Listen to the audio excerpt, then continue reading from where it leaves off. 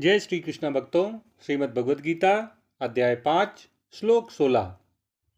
ज्ञानेन तु तद्ज्ञानं येषां नासीतमात्मनः तेषामादित्यवज् ज्ञानं प्रकाशयति तत्परम्। भगवान कृष्ण अर्जुन को ज्ञान की महिमा का वर्णन करते हुए कहते हैं कि जब मनुष्य उस ज्ञान से युक्त हो जाता है जिससे उसका अज्ञान नष्ट हो जाता है, तब उस ज्ञान से परमात्म तत्व उसी तरह प्रकट हो जाता है जैसे सूर्य सभी वस्तुओं को प्रकाशित कर देता है। जैसे सूर्य के प्रकाश में सभी वस्तुएं जो पहले से थीं अब दिखाई देने लगती हैं, उसी तरह जब ज्ञान का उदय मनुष्य में हो जाता है तो उसे भी परमात्म स्वरूप का बोध हो जाता है, उसे आत्म स्वरूप का अनुभव हो जाता है। पिछले श्लोक में भगवान कृष्ण ने अर्जुन को बताया था कि सभी मनुष्य अज्ञान के कारण मोह के जाल में फंस जाते हैं। अब भगवान कृष्ण अर्जुन को इस अज्ञान के जाल से छूटने का, बाहर निकलने का उपाय बता रहे हैं। भगवान कहते हैं कि ज्ञान का उदय होने पर, ज्ञान की प्राप्ति हो जाने पर मनुष्य का अज्ञान नष्ट हो जाता है। अच्छा, पहले तो आप ये बताइए कि वो क्या अज्ञानता है जिसे हमें नष्ट करना है।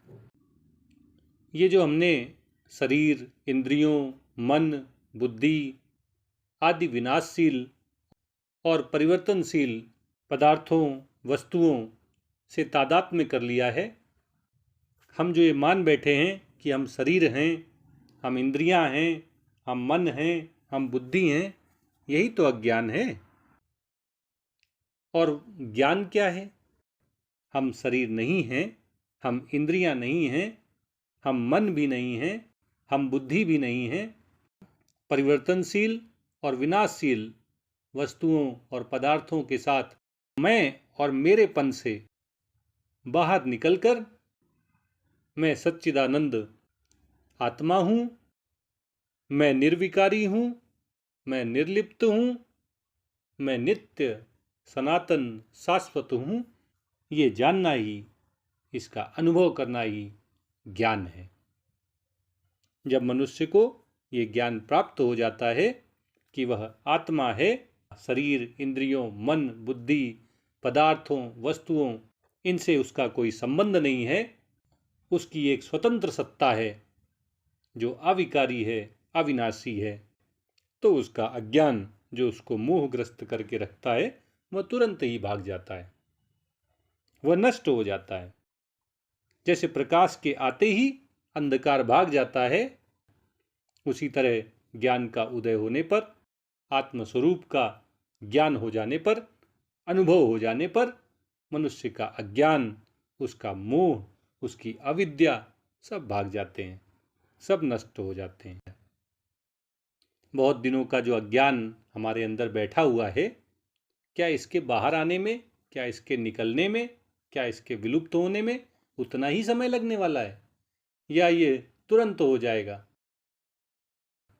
ऐसी शंका का निवारण करते हुए भगवान अर्जुन से कहते हैं कि जैसे सूर्य का प्रकाश आते ही, सूर्य के उदय होते ही अंधकार भाग जाता है, सारी वस्तुएं प्रकाशित हो जाती हैं, ठीक उसी तरह ज्ञान का उदय होने पर मनुष्य को सभी चीजें वास्तविकता में, यथार्थ रूप में दिखने लगती हैं।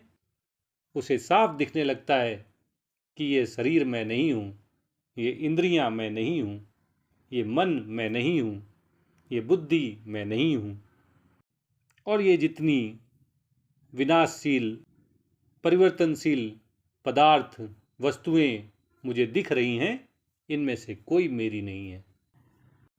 उसे आत्मस्वरूप का अनुभव हो जाता है, उसे परमात्म तत्व की अनुभूति हो जाती है, उसे परब्रह्म परमात्मा जो नित्य, सदैव, सर्वत्र व्याप्त हैं, उनका अनुभव हो जाता है, उनकी प्राप्ति हो जाती है। जैसे वस्तुएं अंधकार में भी उसी अवस्था में उपस्थित रहती हैं, लेकिन जब सूर्य का उदय होता है तो हमें वो दिखने लगती हैं, जो हमारी आँखों से अंधकार के कारण ओझल हो गई थीं, हमें दिख नहीं रही थीं, वे हमें यथार्थ रूप में दिखने लगती हैं। इसी तरह परमात्मा जो सदैव सर्वत्र उपस्थित है, अज्ञानतावश जिस परमात्मा की हमें अनुभूति नहीं हो रही है, उस सर्वनिवासी सदा अलेपा परमात्मा का अनुभव हमें ज्ञान का उदय होने पर स्वतः हो जाता है। ज्ञान के द्वारा अज्ञानता के नष्ट हो जाने पर वे परब्रह्म परमात्मा हमारे समक्ष प्रकाशित हो जाते हैं, हमें उनकी अनुभूति हो जाती है।